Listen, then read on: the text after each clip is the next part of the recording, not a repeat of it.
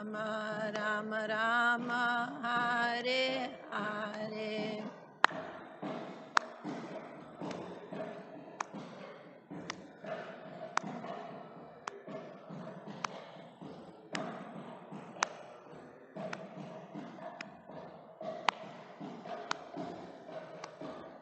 Hare Krishna, Krishna Krishna, Hare Hare, Hare Rama, Rama Rama, Hare Hare.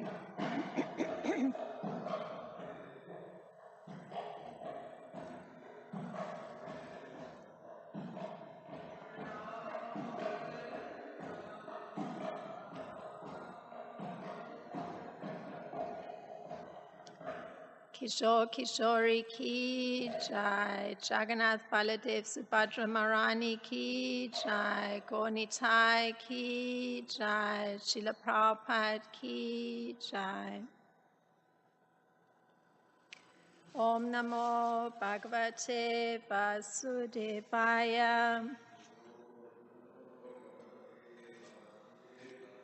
Om Namo Bhagavate Vasudevaya. Om Namo Bhagavate Vasudevaya.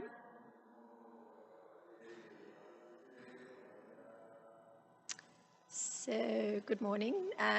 We're reading from Srimad Bhagavatam, Canto 10, Chapter 48, and there are two verses today, text 3 and text 4. So, text 3 is on the board and we can chant responsibly. Griham tam ayantam avekshya shashanat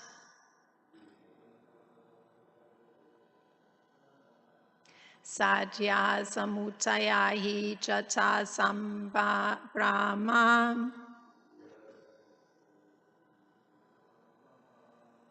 yato pasangamya sakibirachutam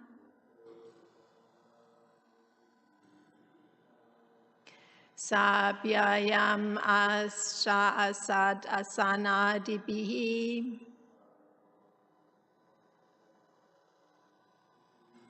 Griham tam ayantam avekshya sasanat Sadhya samutayahi jata sambrahma Yato pasangamya sakibirachutam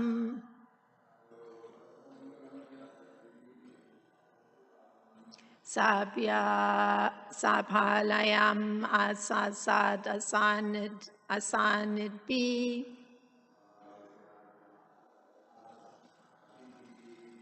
Griham tam avantam avekshya sasanat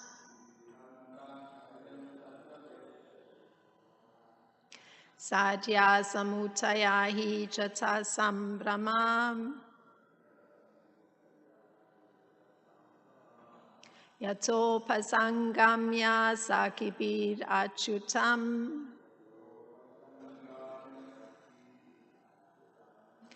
Sabhayayam asasad asanadibihi.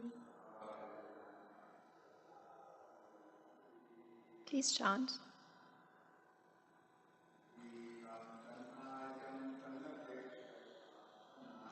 Griham tam ayantam aveksha sasanat Sadhya samutayahi jata sambrahma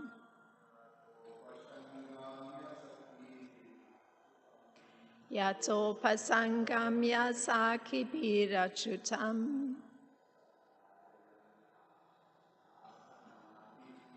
Sabhalayam asasadasanitibihi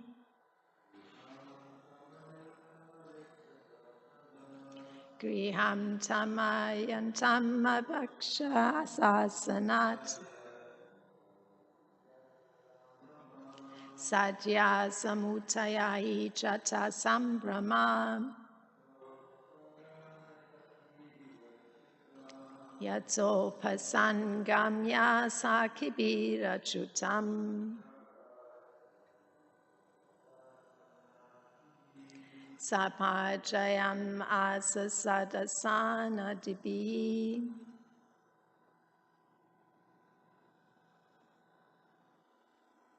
The word for word.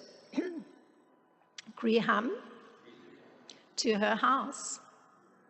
Tam, him. Ayantam, arrived. Avakshya, seeing. Sa, she. Asana, from her seat. Sadhya, suddenly. Samutaya, rising. He, indeed.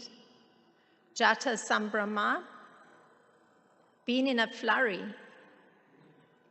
Yata, properly. Upasangamya, coming toward. Sakibi, with her female companions. Achutam, Lord Krishna. Sabhajayam, Asa, respectfully greeted. Sat, asana, with an excellent seat. Adibihi, and so on. And the translation for text 3 is as follows. When Trivakra saw him arriving at her house, she at once rose from her seat in a flurry. Coming forward graciously with her girlfriends, she respectfully greeted Lord Achyuta by offering him an excellent seat and other articles of worship. And text 4, I will chant. Tato dava sadutaya bi pujito nyasidat urvyam amhimsya chasanam Krishnapi tumam sayanam mahadanam vivesha lokha charitani anuvrataha. And the translation for text 4. Uddhava also received a seat of honor, since he was a saintly person, but he simply touched it and sat on the floor. Then Lord Krishna, imitating the manners of human society, quickly made himself comfortable on an opulent bed. And the purport by the disciples of Srila Prabhupada.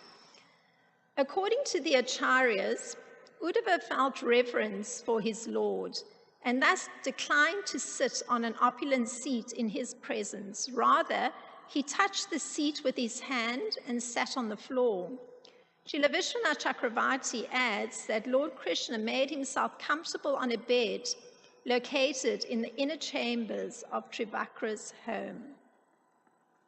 Om Jnana Timirandasya Gananjana Shalakaya Chakshurin Militam Yena Tasmai Shri Gurave Namaha Shri Chaitanya Manopistam Stapitam Yena Bhutale Swayam Rupa Kadamayam Dadati Swapadantikam Vandeham Shri Guru Shri Yuta Padakamalam Shri Guru Vaishnavams Cha Shri Rupam Sagrajatam Sahagana Ragutam Vitam Sajivam Sadvaitam Savadutam Parijana Sahitam Krishna Chaitanya Devam Shri Radha Krishna Padan Sahagana Lalita Shri Vishakha Vitams Cha Hey Krishna Karuna Sindhu Dina Bando Jagatpate Gopesha Gopika Kanta Radha Kanta Namostute Tapta Kanchana Gorangi Radhe Vrindavan Ishwari Vrishabhanu Sute Devi Pranamami Haripriye Vanchakalpa Taribhyascha Kripa Sindhubhya Evacha Patitanam Pavanebhyo Vaishnebhyo Namo Namaha Nama Om Vishnu Padaya Krishna Prasthaya Bhutale Srimata Roma Padaswami Iti Namine Nama Om Vishnu Padaya Krishna Prasthaya Bhutale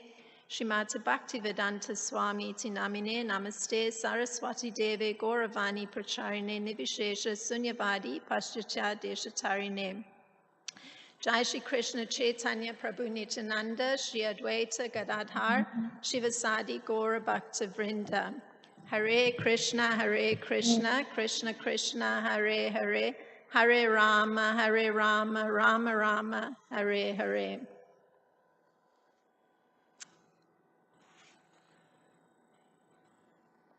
So I'll read the text 3 again to refresh. When Trivakra saw him arriving at her house, she at once rose from her seat in a flurry, coming forward graciously with her girlfriend. She respectfully greeted Lord Achyuta by offering him an excellent seat and other articles of worship.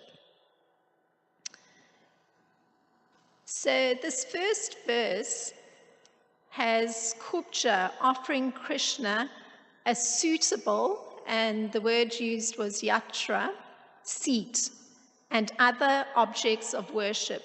That's actually the one-line commentary by Srila Vishwanath Chakravarti Thakur on this verse. So in a similar manner, the worship of the Lord, as it's laid out in the Pancharatra Pradipa, has this important component of dhyan, or concentration of the mind on the Lord and his associates, his paraphernalia, his pastimes, and his abode. So in worship of the Lord, through the deity form, the object of worship is the deity, and the object of meditation is the deity being worshipped. So in this way, the mind becomes purified and becomes spiritualized by concentrating on the Lord's form and pastimes. So in actual fact, the form of the Lord in the mind is considered a murti, a deity of the Lord. None different from the Lord himself. And the worshipper's mind is in fact a pit or a sacred altar for the Lord. Now naturally, the form of the Lord one meditates on should correspond to the authorized descriptions from bona fide shastras. And in Brahma Samhita, we get an insight into Lord Brahma's particular meditation on Lord Krishna, and this is how his meditation runs. So I'm quoting, "There exists a divine form of 1,000 petals augmented by millions of filaments in the transcendental land of Gokula. On its will, there exists a great divine throne on which is seated Sri Krishna, the form of eternal effulgence of transcendental bliss, playing on his divine flute, resonant with the divine sound with his lotus mouth. He is worshipped by his amorous milkmaids with their respective subjective portions and extensions, and also by his external energy, who stays outside, embodying all mundane qualities," close quote. So the important statement, or the important element, is the form of the Lord that is evoked in the mind by the description from a particular verse. So here's another example, again, Lord Brahma. So just bearing in mind that the form of the Lord gets evoked in the mind according to the verse one is chanting. So this is Lord Brahma.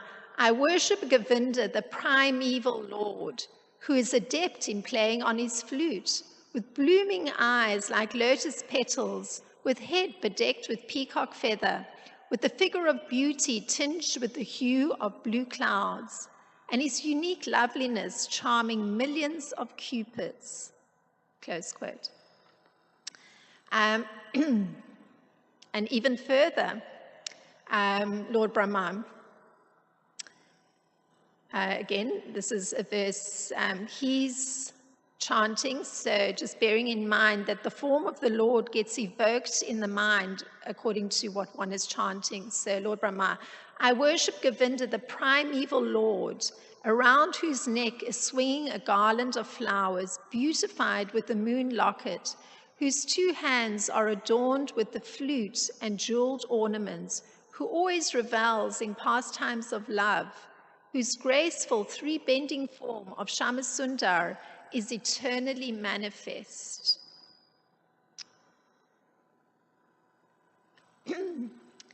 So after meditating on the form of the Lord, one can then engage in worshipping that form. And this manasa puja, this worship in the mind, is such that whatever one offers externally, one offers first internally with full devotion and attention. So of course, the items that are offered externally may be simple according to the means available, but in the course of manasa puja, one may perform very opulent worship of the Lord. So this manasa puja, it's the culmination of dhyan, so concentrating on the form of the Lord. So for persons performing sadhana bhakti, this puja or this worship that's performed with paraphernalia, it's actually considered ineffective without manasa puja. There has to be the worship in the mind.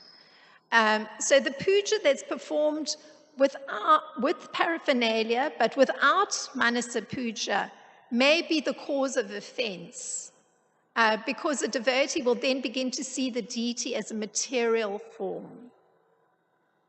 So dhyan and manasa puja are performed not only for the main deity, but also for the spiritual master and Lord Chaitanya, and that's part of the preliminary worship. Now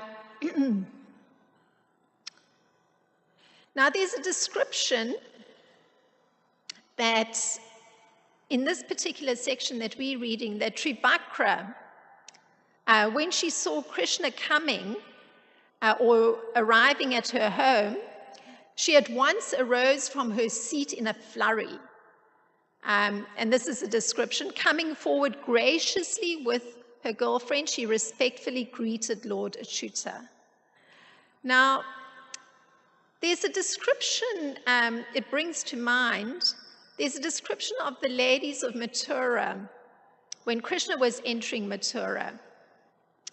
And just this idea that Trivakra got thrown into a bit of a flurry by seeing Krishna arriving, there's a very similar description of the ladies of Mathura when Krishna's arriving in Mathura, because this is the description.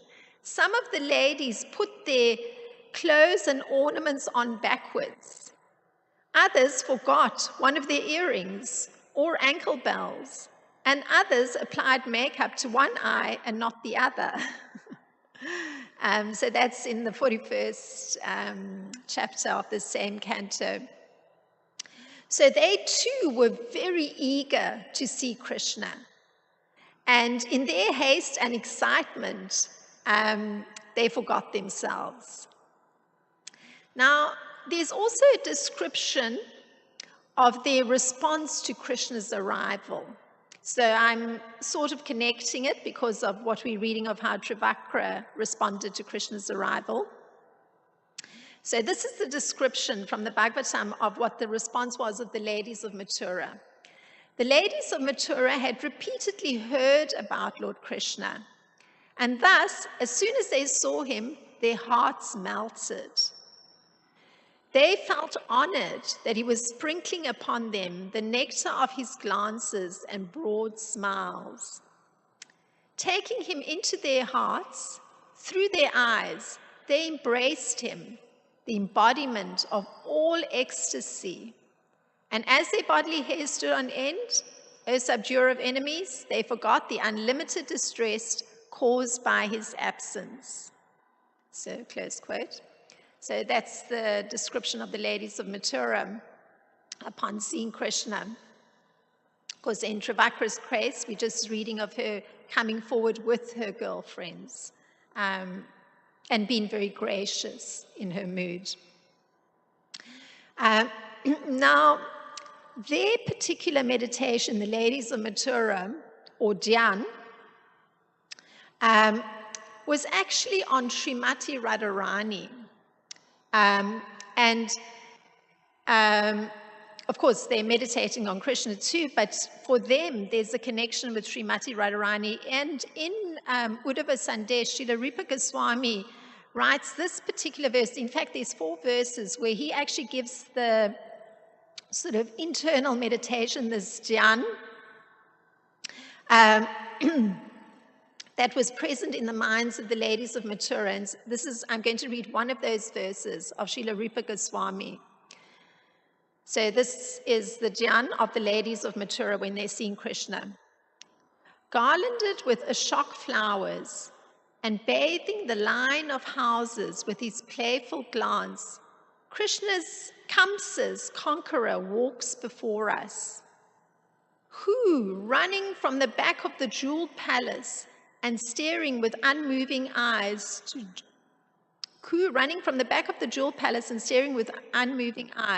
why do you block the windows? So this, and the other 3 verses, there's always a reference to Srimati Radharani. There's awareness of the connection. And we're not getting that here with Trivakra at all. Now, Srila Prabhupada notes that Kupja, or Trivakra, and this is how Srila Prabhupada puts it, accompanied by her many girlfriends, she began to talk with him with great respect and honor.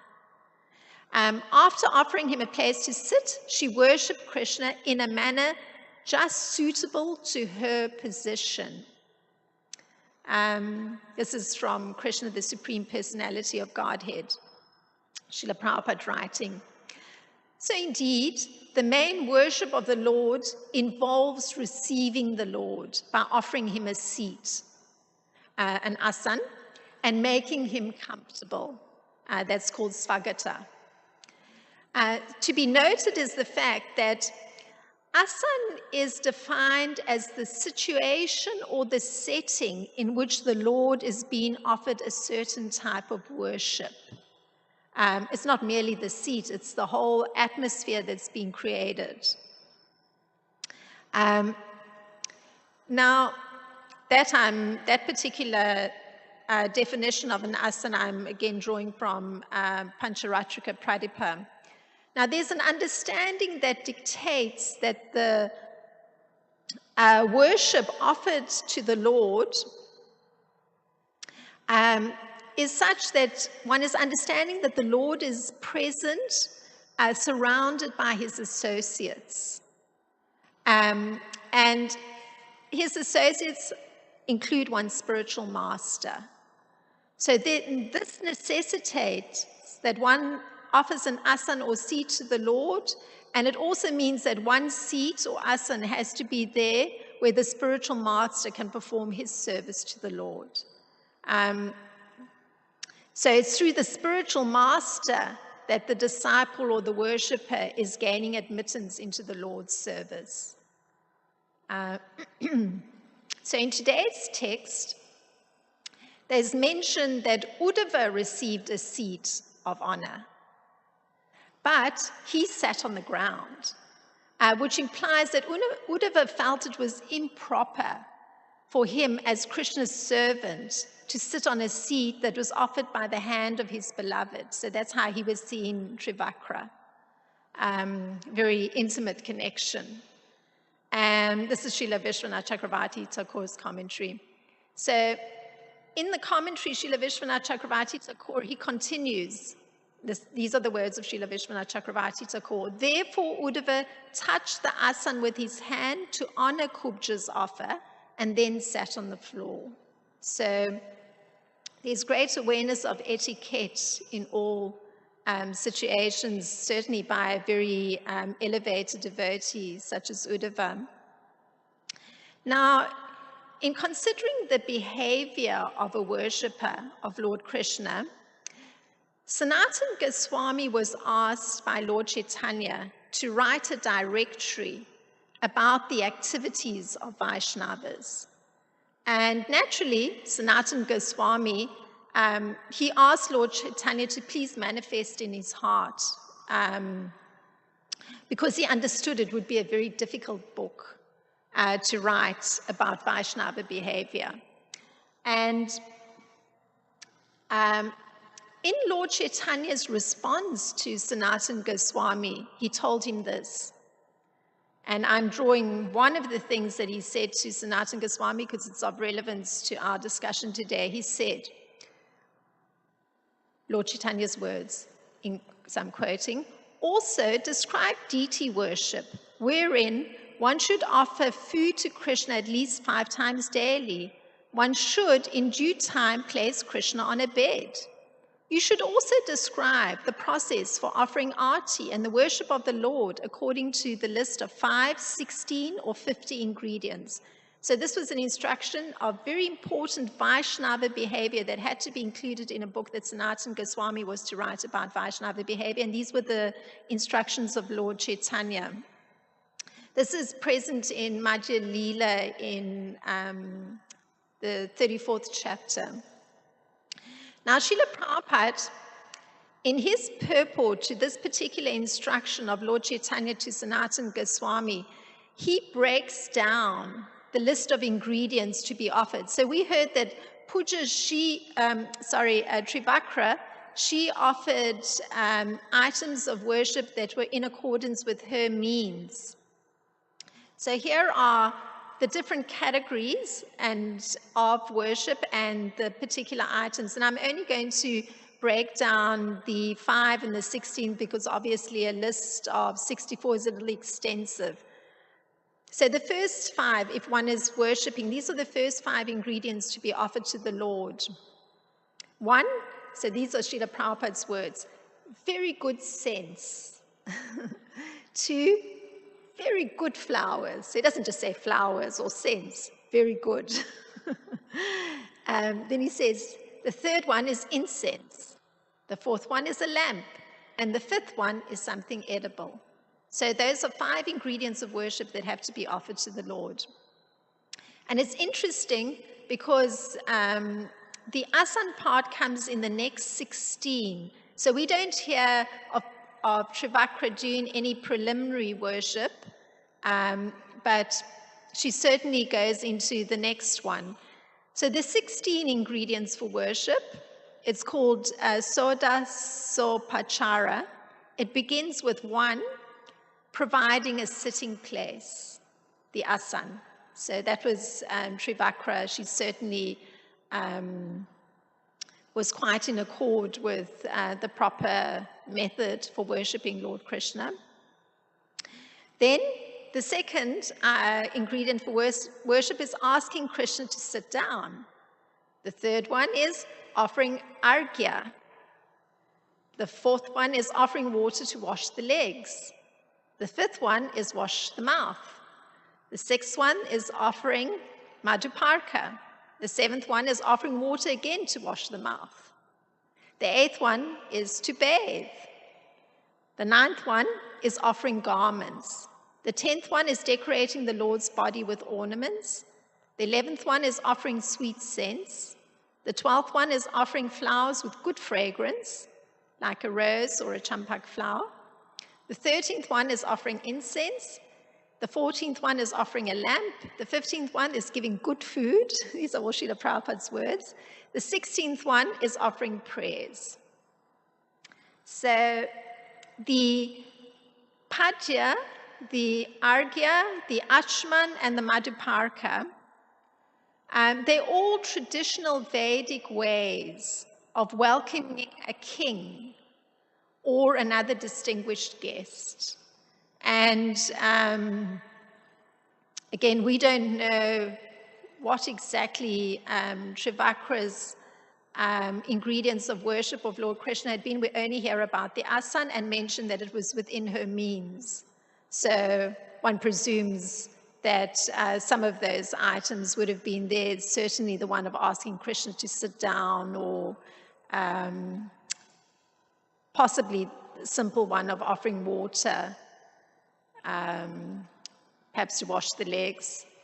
I recall many years ago there was in New Jersey an elderly couple that were Vaishnavas in the Tawako temple, and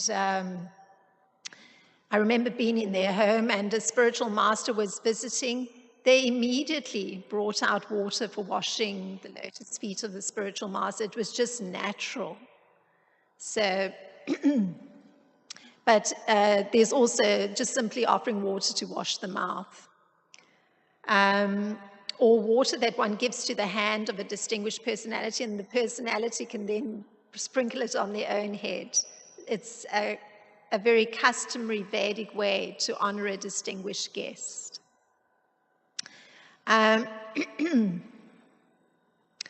Now, in particular, the offering of water for washing the lotus feet is done before and after the Lord eats. And also as a reception after offering the asan. And in deity worship, the offering of water is also done after waking the Lord and before putting him to rest. One is offering water to wash the mouth.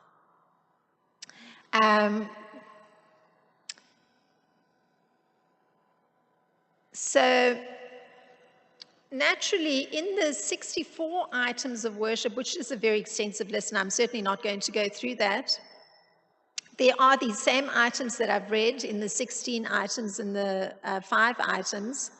But there's also, in the 35th of the 64, there's mention that one is offering a bed for the Lord at the end of the day.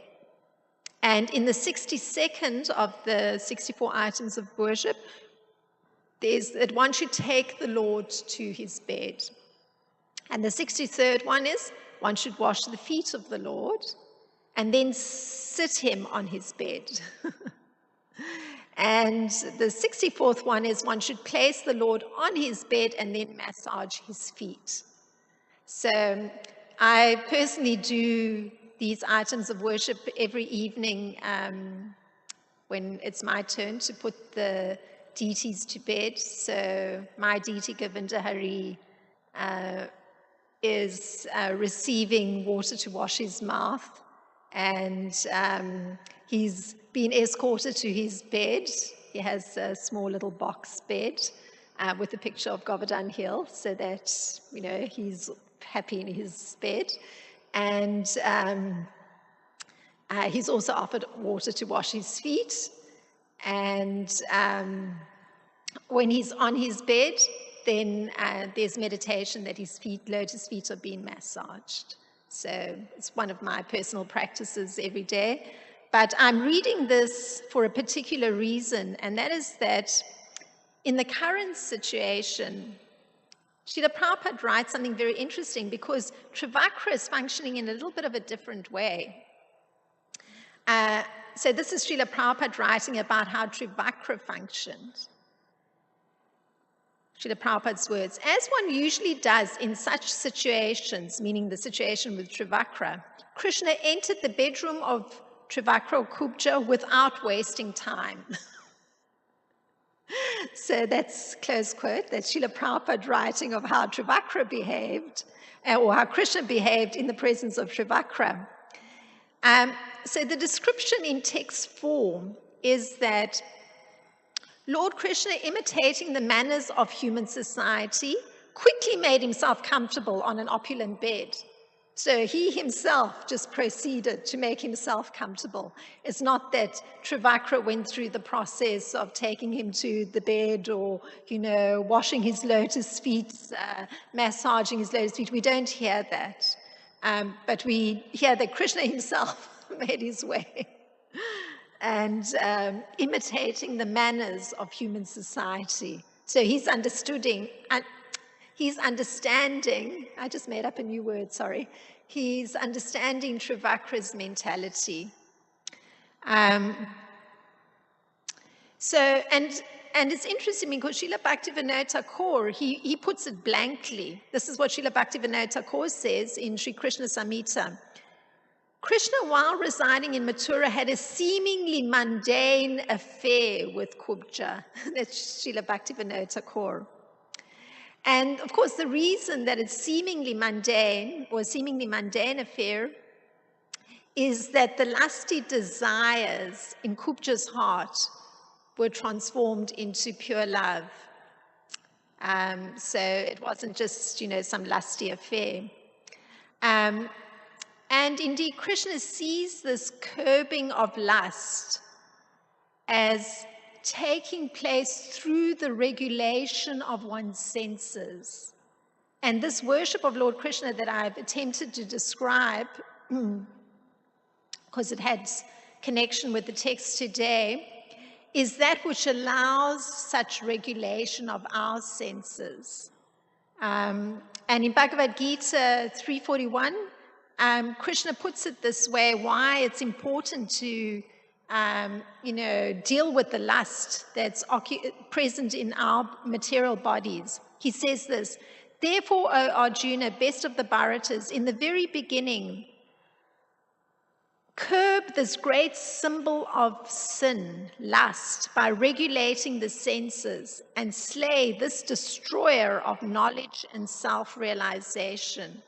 So the worship that one is performing, this means of regulating the senses, is in fact destroying lust. And the necessity for destroying that lust is that it's allowing for knowledge and self-realization, the knowledge of one's connection, eternal connection with Krishna to arise. And that's what Krishna allowed to have happen to Trivakra. He actually, in one fell swoop, destroyed the lust in her heart. So these were some thoughts on these two, perhaps somewhat simple verses. If there's any contribution to the discussion.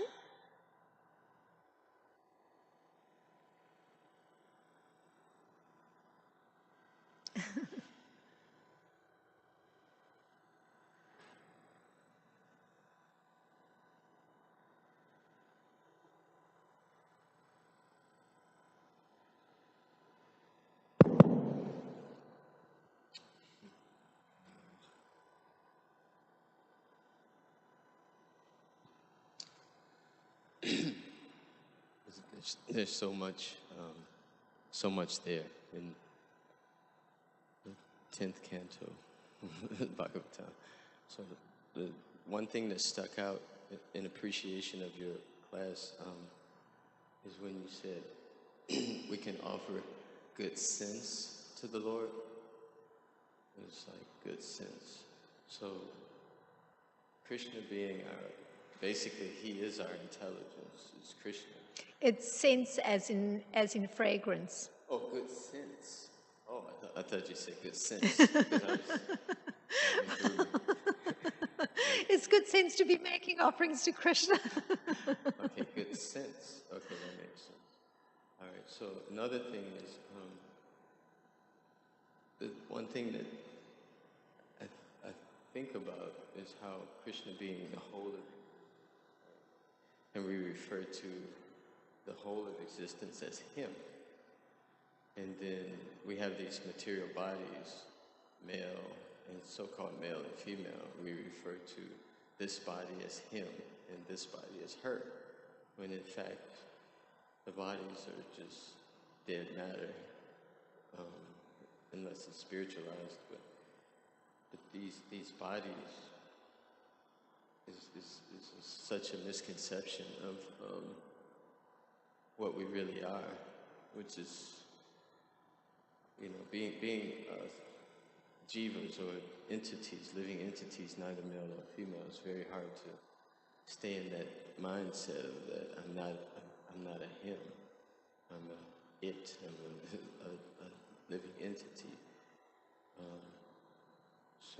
And then there's the lust of the body from the misconception of being a him and being attracted to a her. So it's just really I feel like I remember once His Holiness Chandramali Swami in one of his old lectures spoke about understanding the 24 elements of the cosmic manifestation in order to get rid of lust. And I just feel so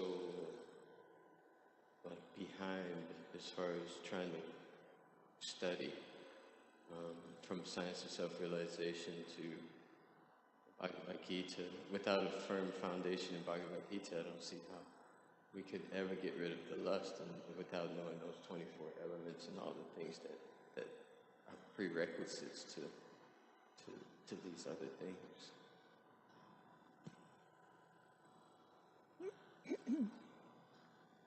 So you were commenting on something of losing sight of one's being a spiritual entity within the body, and hence beginning to identify with the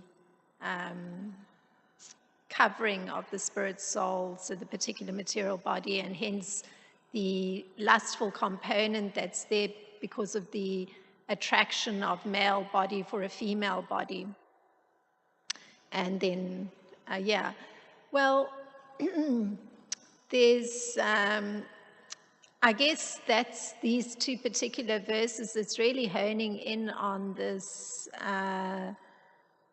means for getting at that lustful component. And at least what emerged from thinking about these two verses was that the lustful component completely obliterates one being on the path of self-realization, if one were to give way to that, and that the means for actually tackling the lust is to regulate the senses. So naturally, regulating the senses with regard to the lustful component in the heart if one's attracted to a member of the opposite sex. I mean, a lot of that is brought under control through going through the normal civilized way of functioning in society, which is to have one partner and perform one's duties in relation to the partner. It regulates the senses automatically, because then the dutiful component is putting one in the mode of goodness. And of course, the mode of goodness component is taken progressively, moving to a transcendental understanding where one is factually realizing one's self as a spiritual being through this process of worshiping the Supreme Lord. So it's a process. So the losing sight of is only because one forgets that one is in a process.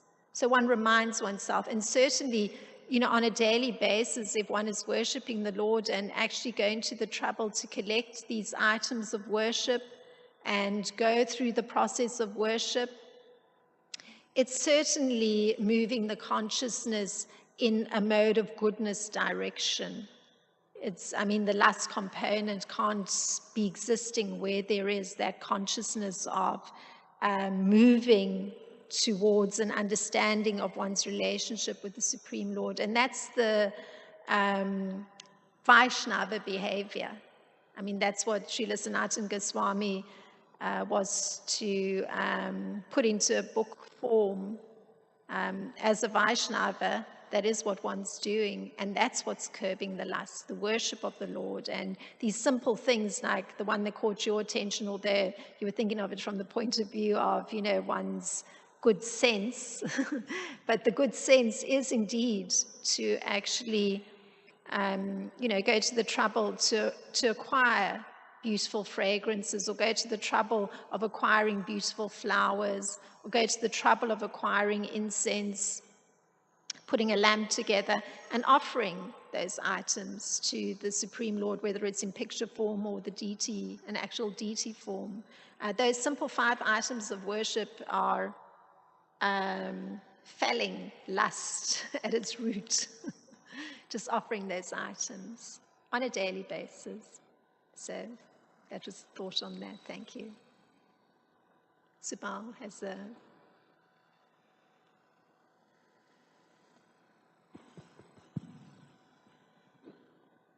You mentioned that offering those 16 upachars or the 64 upachars or any type of worship to the Lord, for the devotee, it will be ineffective if there is no, the worship within the mind, the Tanya part. So that's a very sobering type of statement or instruction by that. Ineffective. And in one sense, we hear that when there's the chanting of the holy name. One can be chanting the holy name for thousands and thousands of lives without obtaining the desired result if we commit offenses to the Lord, to the holy name. So it remains ineffective. Now, the ineffectiveness have to be, in one sense, qualified, I'm assuming, just like the ineffectiveness of Nama Aparad or Nama Abas, which is when we chant the holy name and we're still maintaining certain offenses, or having not chanting the pure name, but even that have some benefits of elevating, but the desired result is not love of God. It's not, only the pure nam or pure chanting will give that result. So I'm wondering if this ineffectiveness that is explained, that you quoted there, refers to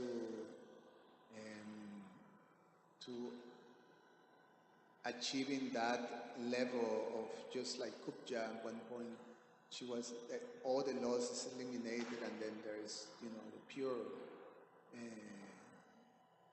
devotion, pure prema. So is that what you understood when you were researching that? What's the context of that ineffectiveness if we don't have that part down? Yes. So the particular statement being made is that there's external worship, but there's also internal worship. So, I've heard our spiritual masters say that somebody may be on the altar and their mentality may be in the gutter. So it means that you're synchronizing your actions, your external actions, with your internal functioning. So it's a similar thing with chanting. One brings one's attention to the holy name as opposed to letting the mind be on a beach somewhere and the holy name is coming out of one's mouth. So you have to synchronize. So in the case of the holy name, you could say the external part, that the vocal cords are uttering the 16-syllable mantra. You could say it's external, but then one knows that because Krishna's incarnated in his name, it's so powerful that the sound vibration is there and is still entering the ear. And then, of course, to synchronize it internally, it means that one is actually imbibing the presence of Krishna in the sound. So therefore it requires the consciousness being present in the action that's been performed. So in a similar way, in the deity worship, there's the offering of the external item, and there's no sound necessarily involved in that, except for the internal, prior to offering the item, the mantra that's uttered. And this is, please accept, saying it to the Lord. So the mantra, usually there's the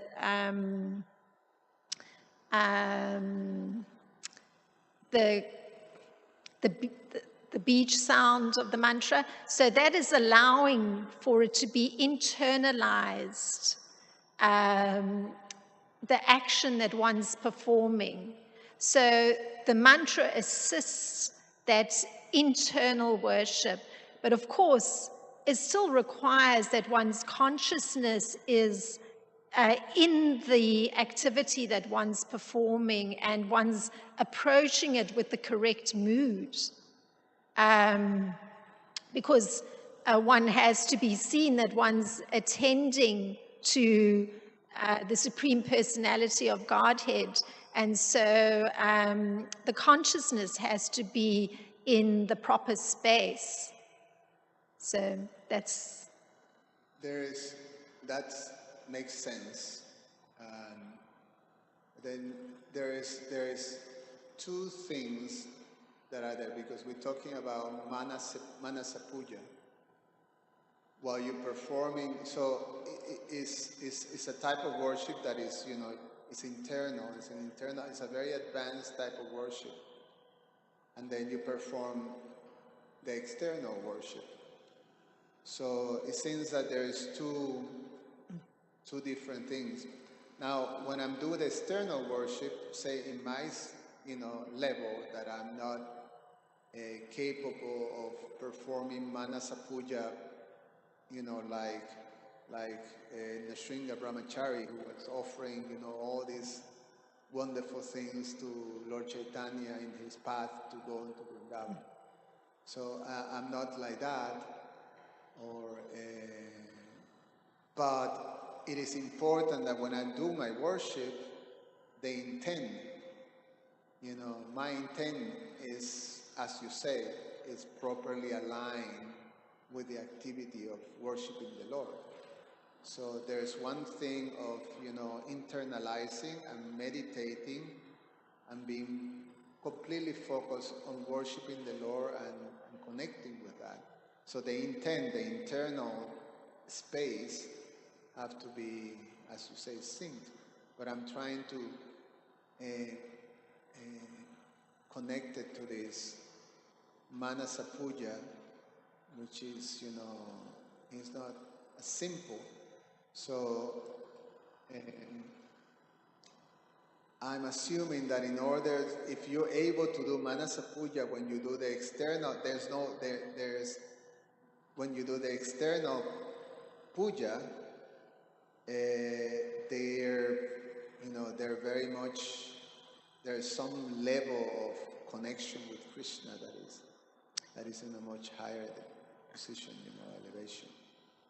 Yes, I think what I'm hearing is you trying to see that there's if they're two separate things, and in fact you were saying possibly there are two separate things, the external worship and the internal worship, and but at the same time I've been putting across the idea that there has to be like synchronization. So actually the way I'm understanding it is that when one's offering the external item, simultaneously the internal worship is going on. So, and it's perfectly possible because the intelligence permits the usage of one's internal ability to see. That visualization process it allows one to simultaneously, as one's offering the external item to the deity form, one's internally also seeing that the deity is receiving that item, that it's perfectly possible. So in fact, I'd say it's simultaneous, but it certainly is practice and practice and practice. Is, you practice it in a particular level and it becomes deeper and deeper and deeper until the mercy comes that allows for it to experience it factually taking place simultaneously. I think that's the mercy component. So, but one practices doing it nevertheless. And I think it is a synchronized, simultaneous process. And of course, just going back to the earlier part of the discussion, it's assisted through the dhyan. So one is saying some verses that evoke the Lord's form, that evoke who he is. Just like, I read the 3 from Lord Brahma. And indeed, that's part of the worship, when one's bathing the deity, one is actually chanting those verses. So, one's externally offering the water, pouring the water on the deity, and the one is chanting the verse that's evoking the form of the Lord within the mind. So that's assisting that internal worship. So it's simultaneous. You can even assist it in that way. I'm using a more graphic part of the worship where it's stimulating the internal just through the chanting of the verses of Brahma Samhita as one's bathing. So, yeah. So anyway, the dhyan process is part of it, that one says certain verses to evoke the form of the Lord internally, and then one is proceeding. So, I mean, even like, let's say I'm doing the puja of the spiritual master this morning. So, of course, before I begin, I have to offer obeisances. So I'm reminded who is the personality that I'm going to be worshipping, that he's actually destroyed voidism. So, I'm understanding what a great personality I'm about to worship. So when I'm offering an item and I'm indicating, using the mantra saying, here is the item of worship, I've already evoked something of the greatness of the personality to whom I'm offering this just by having chanted the pranam mantra. So I'm aware, this is a very great personality to whom I'm offering this particular item, and I'm asking this great personality to please accept it. So it's simultaneously happening internally that, this item is being offered, and I'm seeing the personality internally receiving this item. Yeah. Thank you very much. Srila Prabhupada ki jai, Srimad Bhagavatam ki jai. Thank you so very much for your kind attention. Hare Krishna. Jai.